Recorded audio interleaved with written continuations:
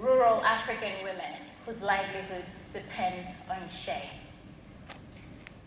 Women like this, a shea collector from northern Ghana who got introduced to shea because her mother was doing it. And her mother introduced because her own mother also did it. For these women, shea is their culture. It's a tradition passed down from one generation to another generation. For these women, shea is life. It is what affords them the ability to pay their kids' school fees, to access healthcare, and to put food on their table. So for the Global Shae Alliance, it was a no-brainer. The industry's sustainability depends on these women. So in 2014, we developed a sustainability program that was focused on two things, which was to empower women that process and collect shea, as well as protect the environment. So to empower women, we constructed and donated processing facilities, storage facilities. We gave them business trainings. We teach them how to negotiate contracts, how to understand their profit, manage their profit, and improve their productivity. We give them health and safety equipment to protect them while they're processing. So when Anne heard about our project, she said, "Girl, sign us up. This is us. This is what we're meant to do." And I was super excited because everything that the Global Shae Alliance does is through partnerships. But what I did not see coming was the speed at which this project would move. And trust me, I have designed projects in the past, but within a matter of weeks, we had a collaboration to the tune of $55,000 that would support 600 women, that would train these women on how to process shea, how to understand their profit, maximize, do new businesses. And they got a new warehouse, a very pink one. Today, they're processing shea. Their productivity has quadrupled, and their income is steadily increasing, thanks to you. For the Global Shae Alliance, a lot of what we do depends on partnerships. Partnerships with organizations and companies like Perfectly Posh, who puts people at the center of what they do. To date, since we started our program back in 2014, we've donated over 166 warehouses.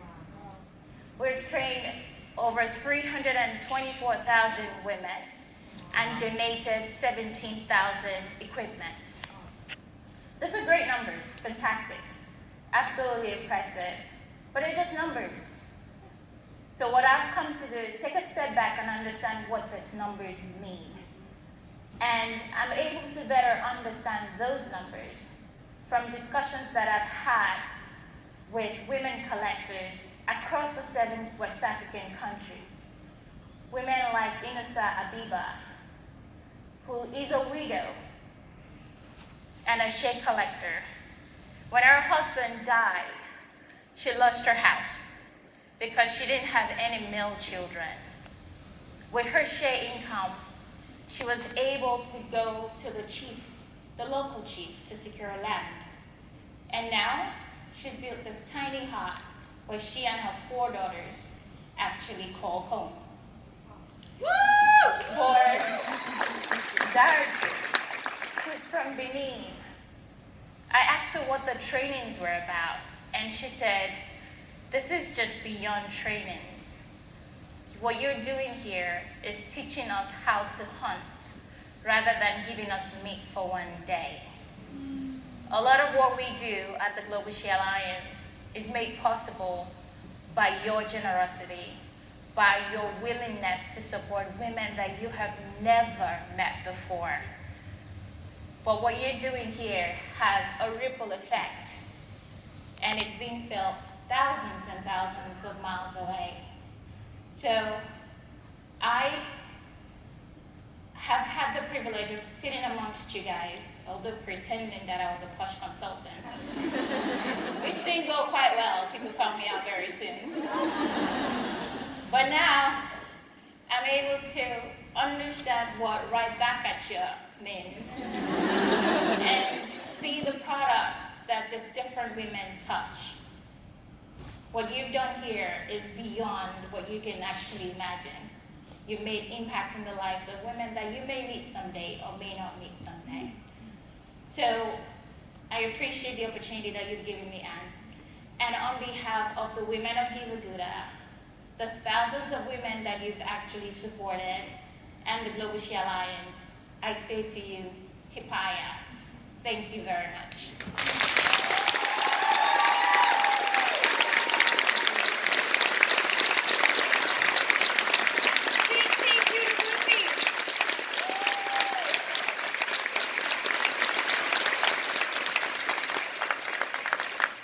Like Tiffany, I could stand up here. I don't need an hour, I need all day. The only thing, I'm going to have a hell of a time getting through this. I'm sorry. I'm just clicking through my slides, and then Tiffany got up here. I'm a mess already. The only reason I do what I do is because I see people catch a vision inside of themselves and make their lives better. And when we found out what the Global Shae Alliance was doing, so they better watch out. They're just small enough, Mama's gonna come in and just steamroll over the top of them. It was like it was meant to be in every way, shape, and form. The sisterhood is the key. You can't imagine what life is like there. Even seeing it, I don't think we have a full appreciation, understanding, and idea. So it's not the most beautiful picture you've ever seen. Rachel, Adam did the most amazing job.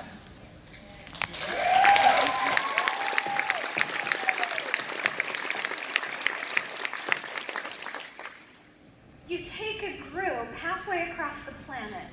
This is us out in front of Jamestown down in Accra, the poorest area in the whole city.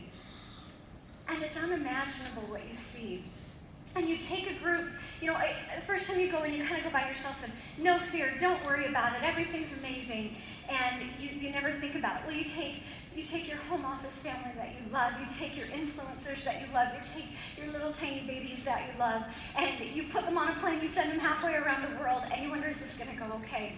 And on dusty buses and hard beds and, bathroom situations that we don't want to talk about. Not one complaint. Yeah. Not one word of negativity. Not 1 second of entitlement. And the most beautiful experience. And I can't help but think from this, the reason the healer existed is because I had a little boy with a little bit of eczema and I didn't want to put steroids on him. And found Shea, and it worked. So when we start Posh, I'm like, oh, well, we need Shea because it's hard to find it. And I'll make a healer. And here we stand all these years later, and there's this freaking neon pink warehouse out in the middle of the African bush that you can see for about a mile as you drive up to it. If you don't know where Ghana is, it's located here in Africa. And Gizaguda is up here, kind of in the northeast of the country. I'm going to run through these statistics quickly, because we don't have a ton of time. The average annual income in that village is $93 a year. Think about that for just a minute. We spend $199 a month pampering ourselves.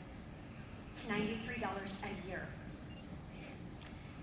Education costs. Tiffany said you choose which child goes to school. This is why. Literacy rates in our village.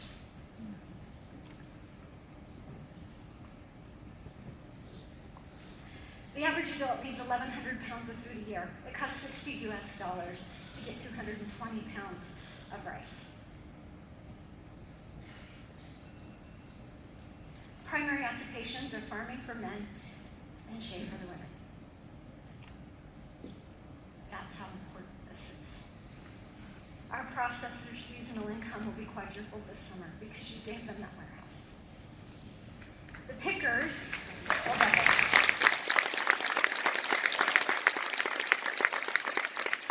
here's that fat Christy's so proud of. This is hard work, and they made so much fun of us. We were train wrecks. I was covered from head to toe. I used my left hand, which is apparently a huge social faux pas.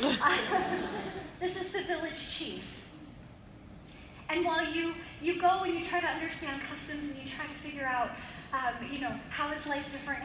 What are our commonalities? We go see the chief. You go in the hut. There are the elders. There are the sub-chiefs there. Beautiful, beautiful ceremony. And the chief comes out in all his garb, and he's got people carrying a little tent while he walks around the village. But when we went back the next morning, he was in a Tribe Vibe t-shirt and went out and picked Shea with us.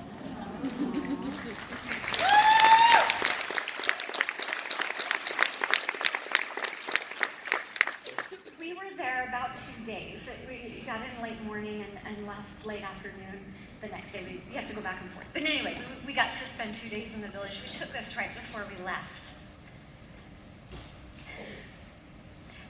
And when you first arrive, the stark differences in the way we live and the way they live jump out at you. And by the time you take this picture 2 days later, despite the fact that you have very few words in common, all you think about is how much the same we are. We love our families. All we want is to pursue our dreams, feed our kids, be happy, love each other, have a sense of community. This is the Dagbani word for love, will, and wish, Yirlam. This is what our Shea sisters have named their tribe, their cooperative. Yirlam is the name of the tribe. And when you look up the meaning, and it's a little bit hard to find, but when you look up the meaning, it means love, it means will, it means wish. Love of Shea, love of mutual respect. It's that sisterhood. You can't imagine how quickly women find a way to talk and laugh. Tiffany got adopted. We weren't sure we were going to get her out of there. We're trading jewelry and hats and sunglasses. And there's just this common bond. We say we are all in this business together. We're all doing things together. Will, this woman, we met with the community the second day and asked them, how else can we help you be successful? What else can we do? And through an interpreter, several of the women in the little gathering spoke. This woman stood up and talked for 5 minutes at least, passionately, talked and talked and talked. And when the translator interpreted what she said, she talked about watching her brother come to her home and never knowing if he was going to need something or to be able to help her. And how now she never had to care because she could always help herself.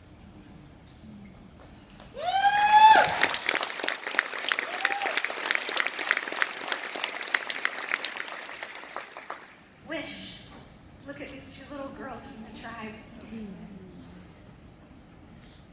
If you could, what opportunities could you give them? What could you see for them? When we talked about it, Tiffany talked about it, it's real. These are real people with real pursuits, just like us. What would you give these little girls? What could you do for them? What kind of future could they have? Could we do more? Could we help more? In this sisterhood, can we keep looking to the future? I think what I fell in love with so much about the GSA is this not charity. We're in business with these women. We have a partnership. I don't want charity. I want somebody to help me get on my feet and then help me fly. Now, we build a warehouse. We are not done. Within 2 hours of being there, we were already talking about what's next. The village is remote, and they don't have a lot of access to healthcare. We need to help them. I want to go on a medical trip next spring.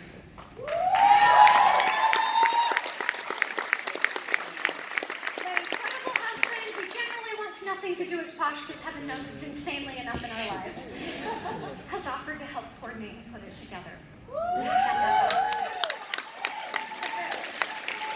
But we need your help, and we'll continue to provide details, and because we're super short on time, I'm not going to share them now.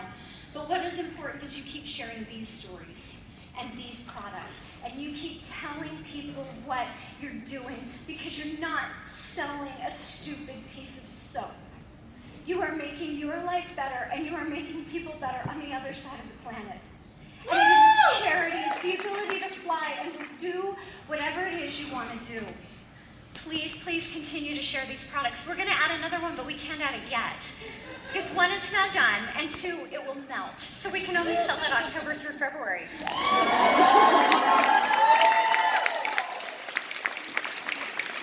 You will have tins of refined shea from the hands of our women in Gizaguda to share.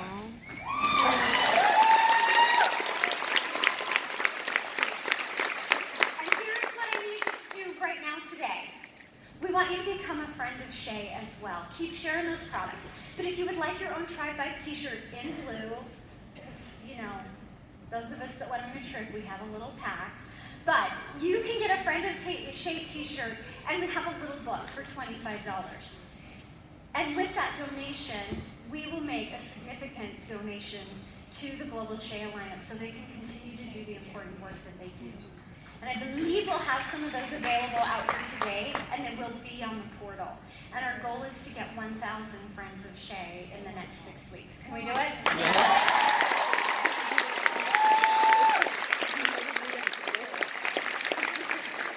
And I want to close with this.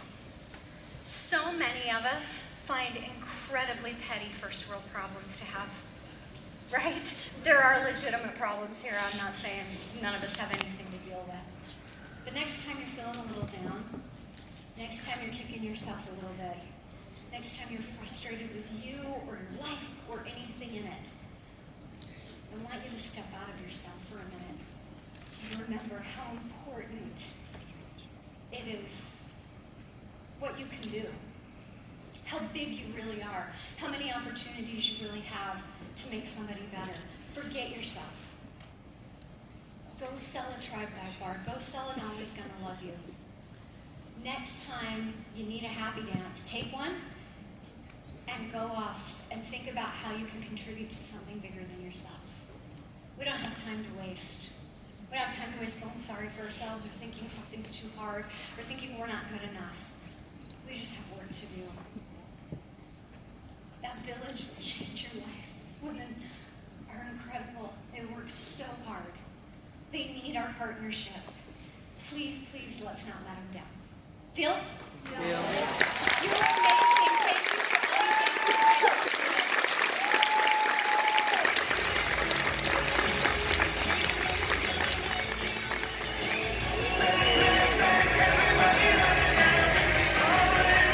Ladies and gentlemen, please.